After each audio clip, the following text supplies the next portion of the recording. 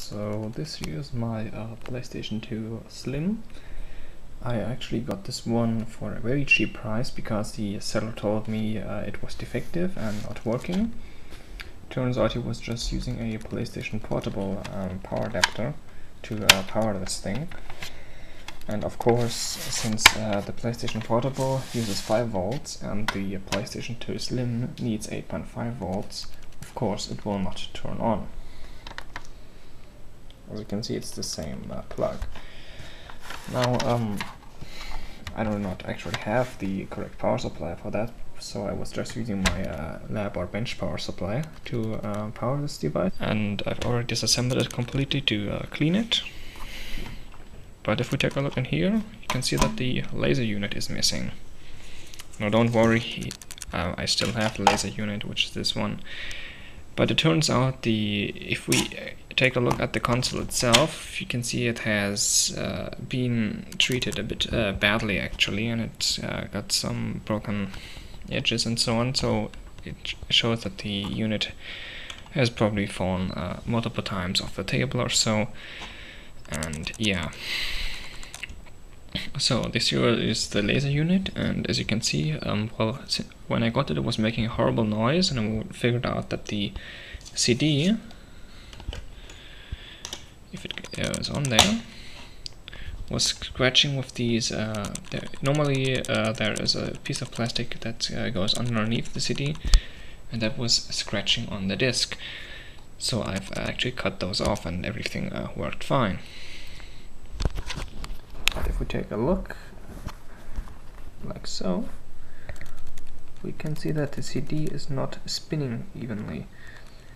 And that is because the axis of the motor probably has been bent. And also now the PlayStation 2 won't read any more discs. Now, yes, I have already disassembled the entire laser unit, I've already cleaned it, I've even added some oil to the parts where everything is moving on. I've cleaned everything absolutely perfectly, but still it does not want to read any discs. So, now, since I know that the axis of the motor is not working correctly, or is bent, and that the laser unit won't read any discs anymore, yeah, I would actually need a replacement for that, which I've got. So I actually found this one in here online. You can probably all guess where I've got it from. And yeah. So now it will take 1 or 2 days until it will be delivered. Hopefully it will be in an ESD safe packaging and so on.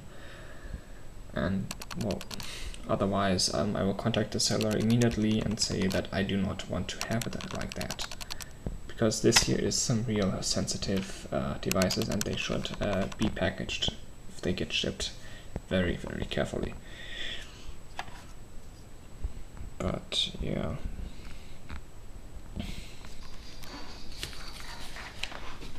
So it's been a total of 2 days since I've ordered it, and guess what? Of course, my package came. Let's see how it looks.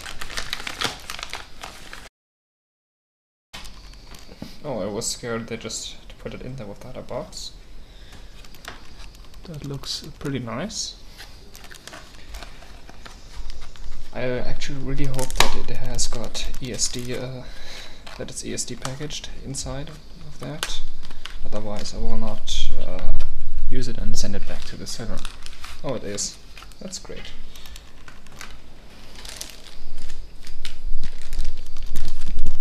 It has got even ESD packaging. That is really nice.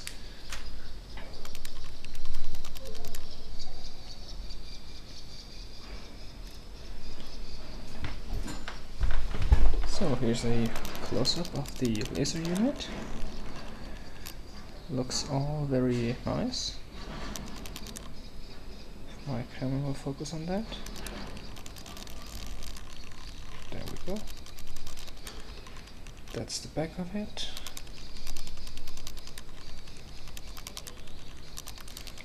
As you can see, it's the entire unit. And it seems like it has been tested, because there are some scratches on these moving parts here. which is good. So I'm gonna place that aside. And now, of course, it's time again to take apart the PlayStation. Now that is actually the easiest part of all. And this is also why I really like that console, because it's so easy to take it apart and put it back together. There are just some plastic or rubber things you've got to take off, and underneath those are some screws.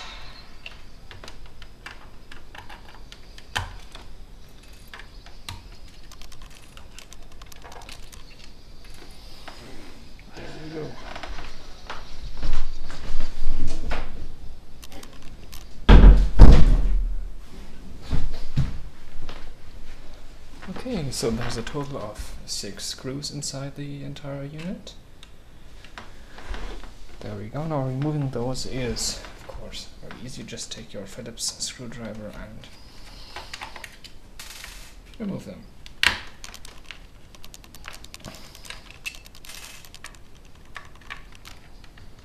And put them in some place where they can't get lost.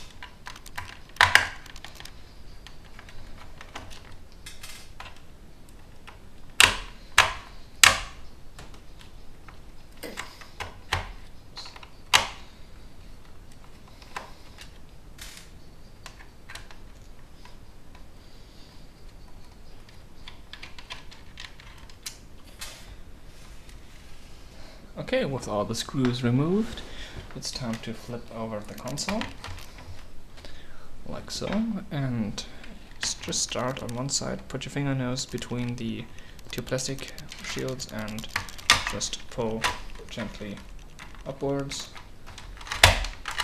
Sometimes it's a bit hard on the side where the switch is, the power switch, but it should come off also quite easily.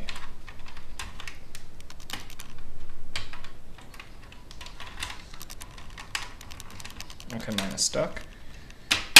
Ah, there we go. Now, as I've already showed, I have already removed the entire laser unit.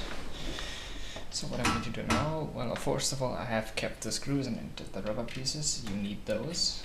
They do not get shipped with the assembly. So I'm just going to take all those off again.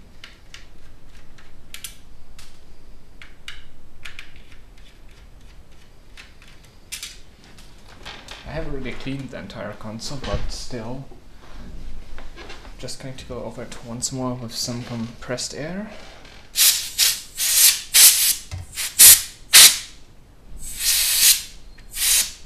There we go.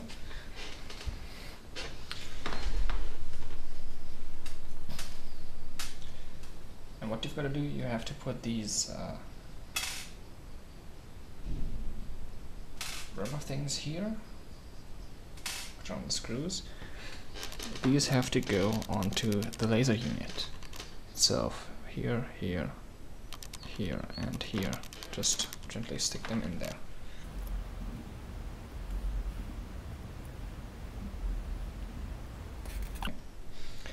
Now with all the rubber washers, I believe that's how they are called, in place, we all can put the entire laser assembly back in.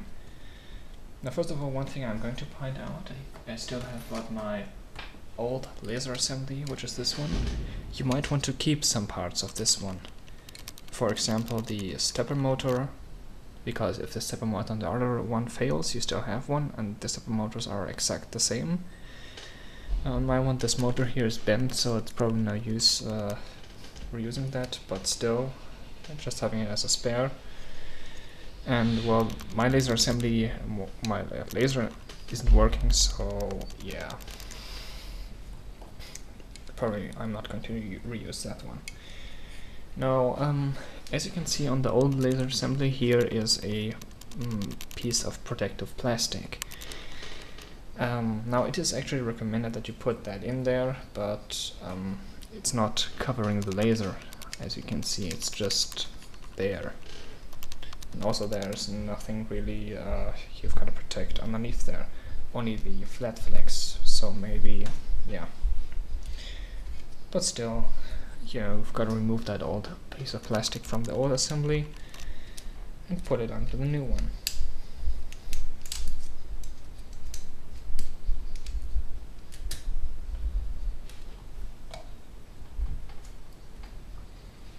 Make sure you do not touch the laser lens.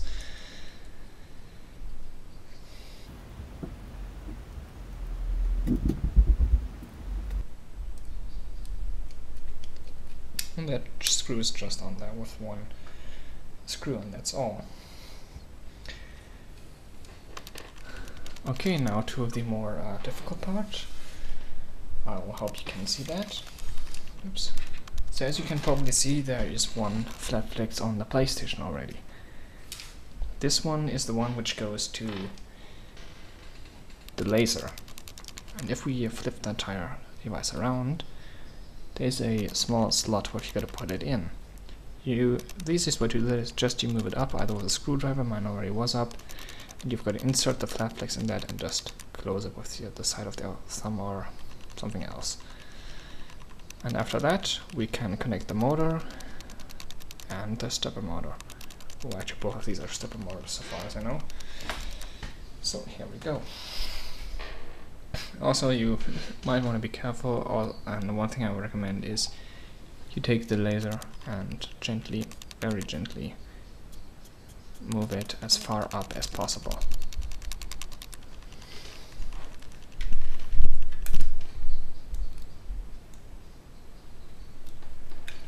And then just insert the flat flex in there and close everything up.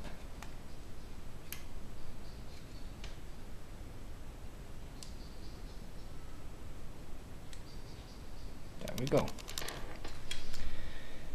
Okay, now we've got everything in place, and now we've got to hook up the other motor and all the other stuff. I'm doing the flat flexes first and then the screws, because otherwise the flat flex may get stuck underneath there, and that would not be so nice.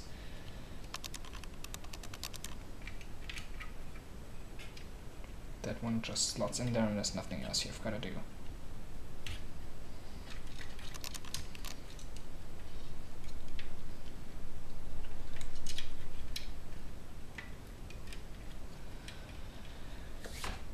Okay. Now, as you can see, you'll probably see that it is not that it's lifting up in the front.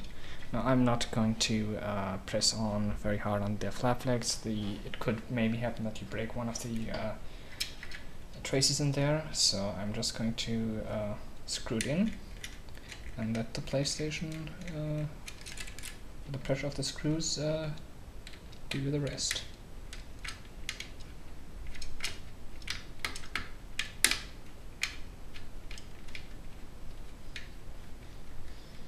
Do not tighten these screws up too tight, otherwise they will be very hard to get loose again. So just gently tighten them.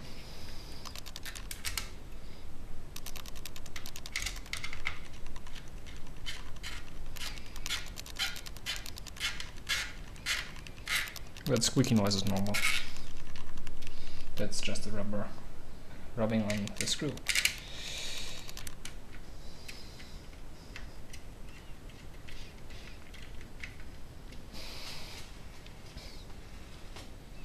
And one more screw to go.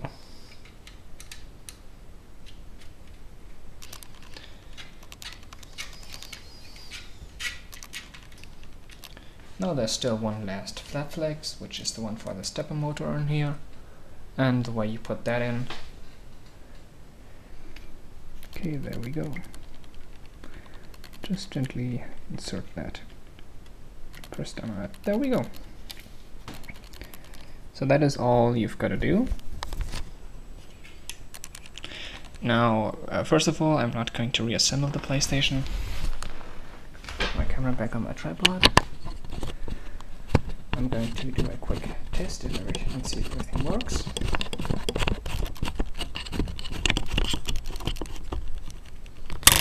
Oops.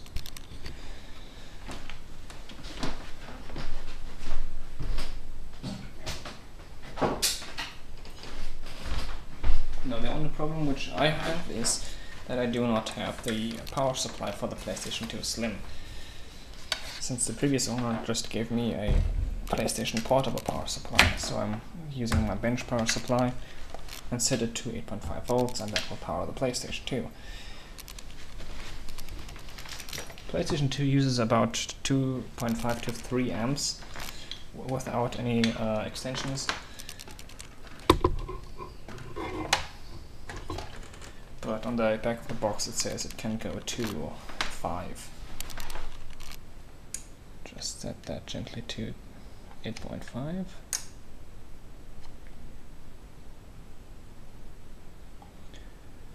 And to 3.5 amps. Okay.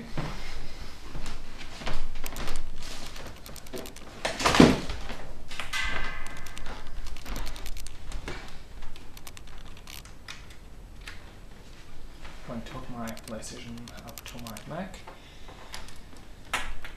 We'll see if everything works.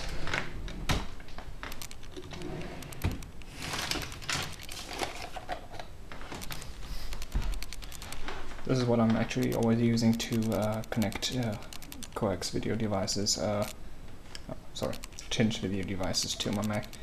Just a, yeah. This is a TV receiver, and this is just the extension lead it has, so you can hook up the audio, S-video, and so on.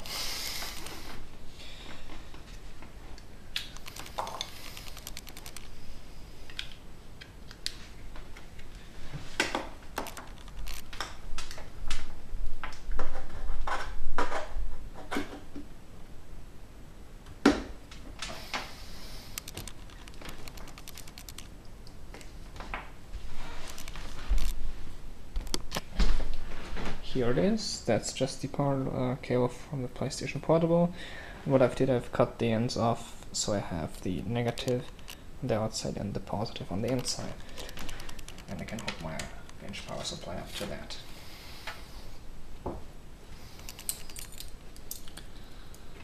So let's see what happens.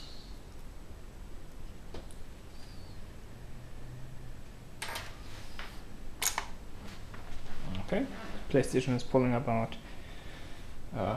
30 milliamps. That's what it does in standby. So let's power it on.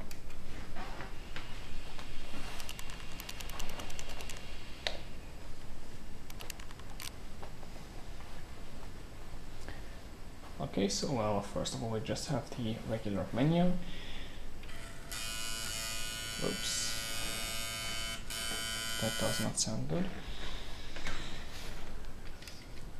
Seems like one of the cables is not correctly inserted. That's why it is good that you check everything before you reassemble the entire PlayStation.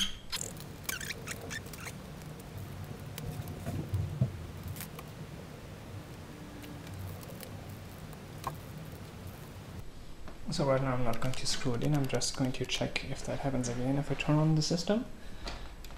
I hope not. Nope, no, it doesn't happen. So the first time that thing was not correctly inserted. That sometimes can happen because these cables are very, very fine, and it can easily happen that they slip out a bit.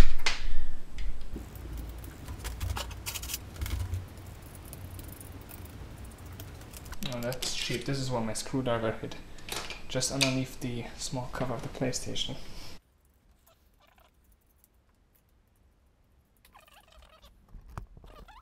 Turn on the PlayStation, and nope, that does not happen again. It's just the getaway. It's like Monday, and let's see what happens.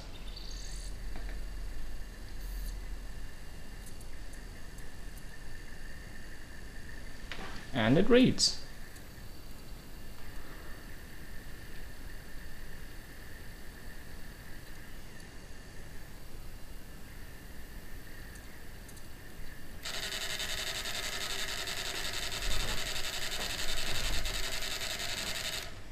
That did not sound good. Gonna check what that was.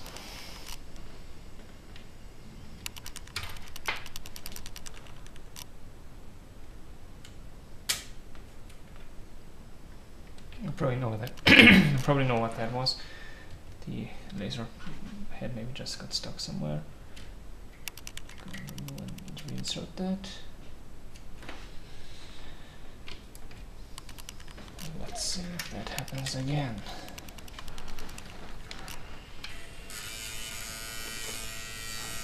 Ah. Okay, I did not know that it was that. The flat flex for the motor which spins the disc got stuck under the laser unit. That was why it didn't move correctly. So I've pushed it now a bit away because I don't really want to bend it too much.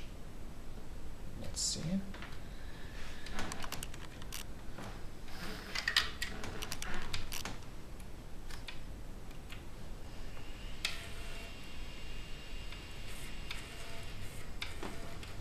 And as you can see and hear now, the laser is finally moving correctly. Let's take the disc again, put it on there and see what happens.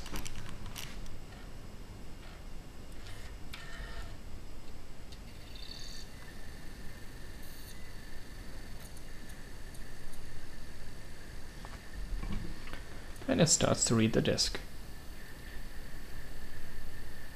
PlayStation 2 logo.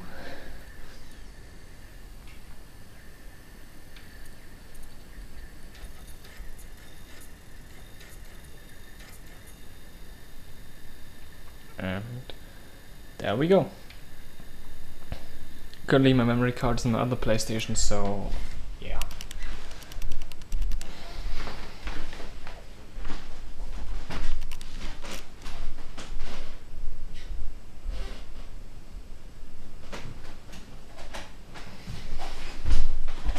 Just to give it a quick test, I'm going to take a PlayStation 1 game, as you can see the black disc, and put that in my PlayStation, hook up a controller, and let's see what happens.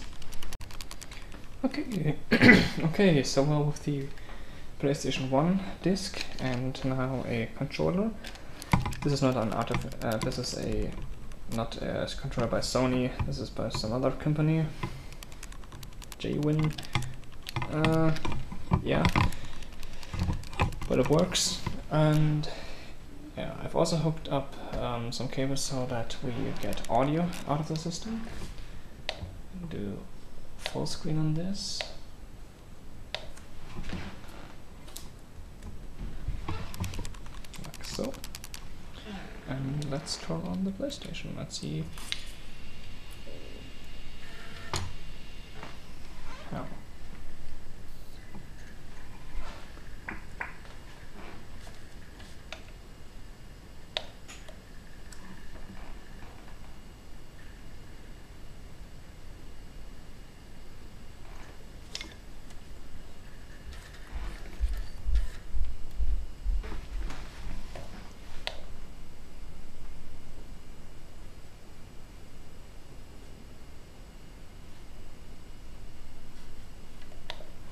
Okay, so I'm not getting audio out of this thing. I'll hook it up to my stereo and see if that changes something.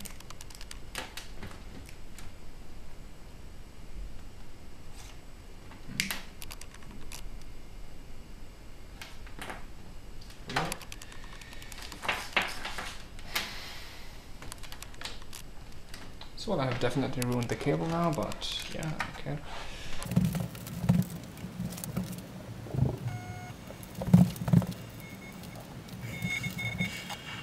Okay, so well, it looks a bit messy now. I don't have the correct cable right now, so I'm doing it with testing wires. Let's go.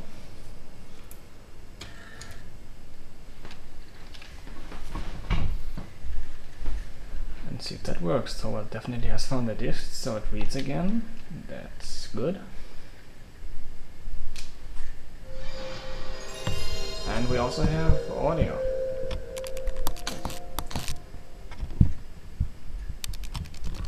Unfortunately, I have to skip the intro because, yeah, copyright music. So let's see if that works. Unfortunately, I've got to turn the music off, or otherwise the video will get removed and it wouldn't be so nice.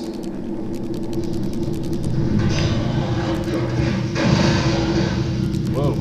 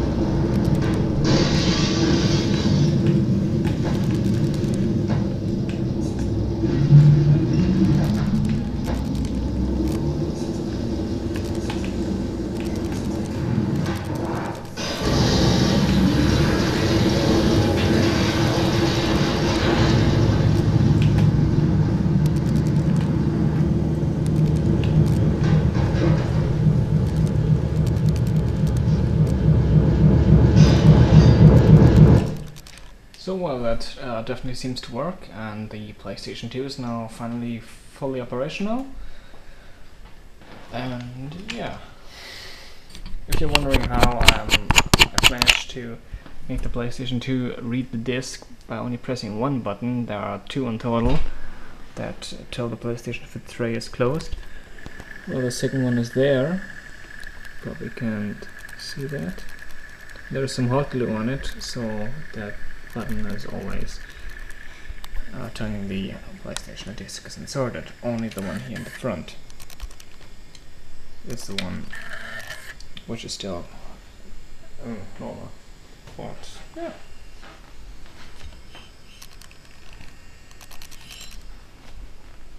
So, and basically, yeah, this is the mess I needed to make just to get audio out of that. Nice.